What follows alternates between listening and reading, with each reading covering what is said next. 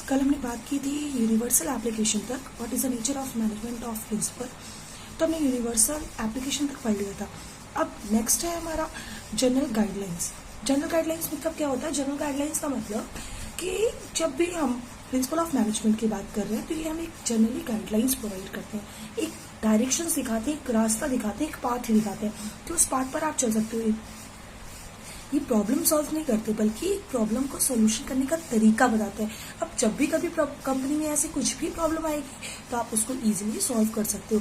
जैसे for example मैं division of work की बात करूँ तो हमें एक जनरल गाइडलाइंस दी गई कि आप डिवीजन ऑफ वर्क को यूज करो। जब आपका काम का बर्डन ज्यादा हो जाए तो आप अपने काम को डिफरेंट पार्ट्स में डिवाइड कर दो। लेकिन हमें एग्जैक्ट ये नहीं बताया जाता कितने लोगों को काम में डिवाइड किया जाए, या ये डिपेंड करता है कंपनी की सिचुएशन के ऊपर, ऑर्गेनाइजेशन की सिचुएशन के ऊपर। ऑर्गेनाइजेशन में जैसा काम का बर्डन हो उसके अकॉर्डिंग अपने काम को अपने लोगों को बढ़ाया या घटाया जा सकता है। फिर नेक्स्ट है हमारा form by practice and experiment. अब जितने भी हमारे प्रिंसिपल ऑफ मैनेजमेंट्स बनाए गए हैं ये सारे प्रैक्टिस और एक्सपेरिमेंट बेस पर बनाए गए।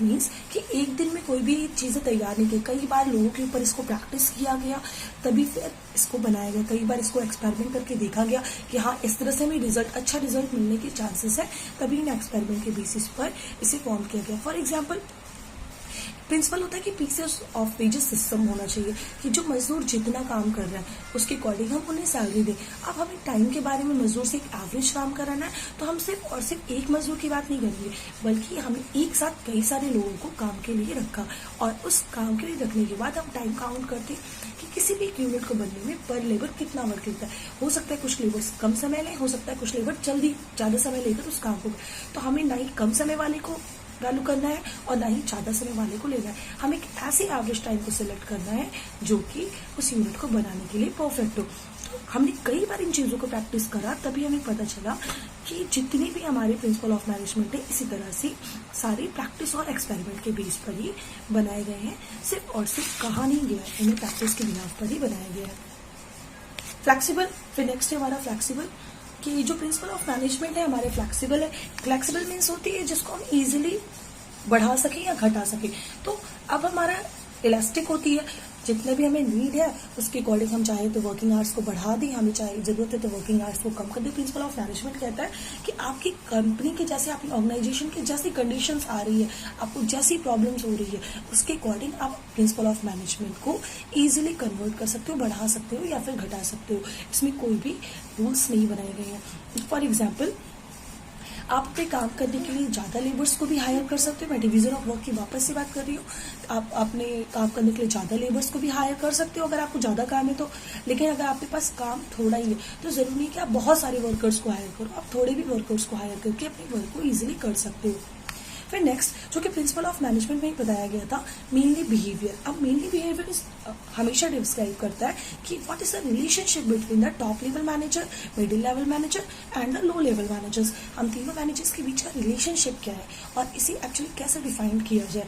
तो मेनली बिहेवियर हम एक दूसरे के लिए अपने नजरियों को चेंज करते हैं। मिडिल लेवल मैनेजर अपने लो लेवल मैनेजर के साथ बहुत अच्छा बिहेव करेगा, लो लेवल मैनेजर्स अपने वर्कर के साथ अच्छा बिहेव करे जिससे उसे अच्छा आउटपुट मिल सके, मैक्सिमम आउटपुट गेट कर सके।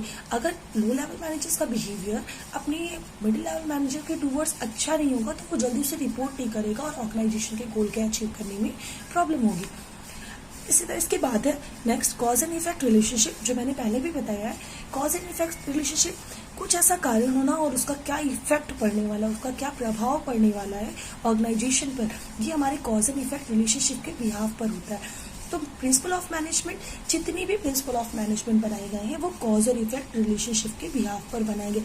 किसी प्रॉब्लम होने में कोई कारण होता है और उस कारण का क्या ऑर्गेनाइजेशन पर इफेक्ट पड़ता है, ये दोनों ही चीजें हमारी कॉज एंड इफेक्ट रिलेशनशिप में शो की जाती है। जैसे लास्ट टाइम मैंने बताया कि अगर ऑर्गेनाइजेशन की मैं बात करूं तो एक ऑर्गेनाइजेशन में मजदूर हड़ताल पे चले गए तो कॉज उसका हो गया कि हड़ताल पर चले गए और उसका इफेक्ट क्या हुआ, कंपनी अपने ऑर्गेनाइजेशन के गोल को अचीव नहीं कर पा रही।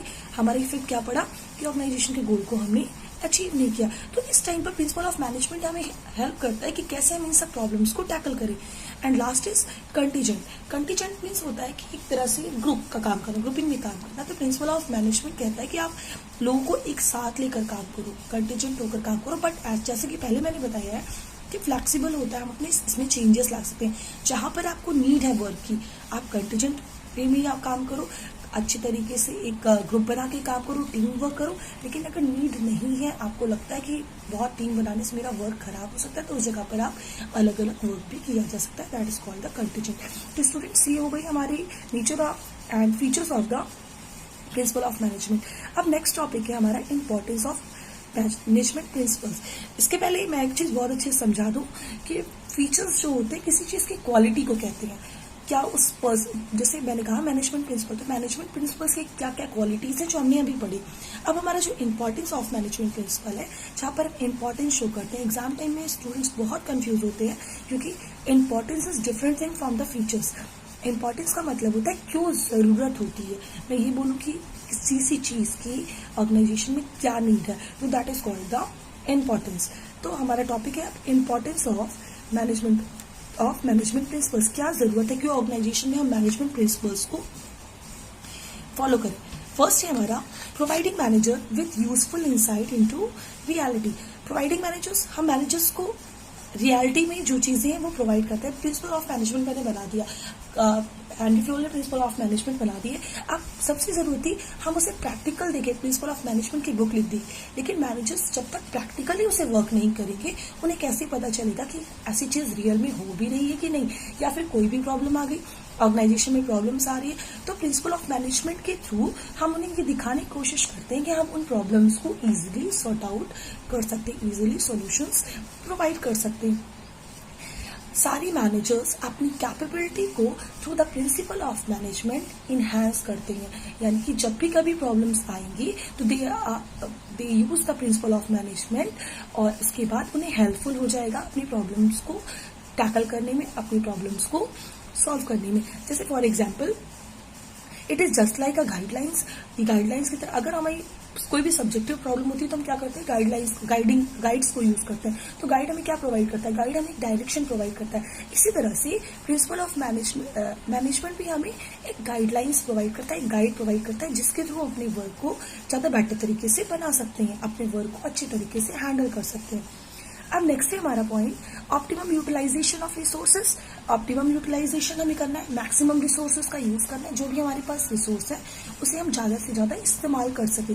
तो जितने भी हमने रिसोर्सेज को यूज करना है, हमें कोशिश होती है, क्योंकि हम अब जब प्रिंसिपल ऑफ मैनेजमेंट का यूज करते हैं तो हम उसी पर्सन को वो काम देंगे जो उस काम में एकदम अच्छा हो, जिसके पास स्पेशलाइजेशन हो वर्क के लिए। तो जब हम ऐसे काम को देंगे तो वो क्या करेगा, optimum utilisation of resources. For example, मैं प्रोडक्शन का, अगर मेरी ऑर्गेनाइजेशन है तो मैं प्रोडक्शन का वर्क उसी पर्सन को दूंगी जिस प्रोडक्शन की बेटर नॉलेज होगी। या सेकेंड थिंग, अगर मेरी ऑर्गेनाइजेशन में सेल्स मैनेजर, मैं उसी पर्सन को हायर करूंगी जिससे सेल्स की अच्छी नॉलेज होगी। तो ये हमारी ऑप्टिमम यूटिलाइजेशन को सपोर्ट करता है। Next, scientific decision.